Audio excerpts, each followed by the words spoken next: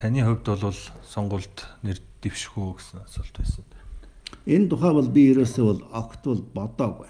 Ягаад гэвэл би бол ядуу хүн шүү дээ. Сонгуулийн хуулиар бол зөвхөн маш баян бүр дэлхий даахгүй баян хүн л сонгуульд бол ялах боломжтой.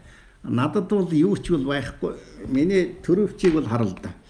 Ердөөсөл ийм хэдхэн л бол мөнгө байна.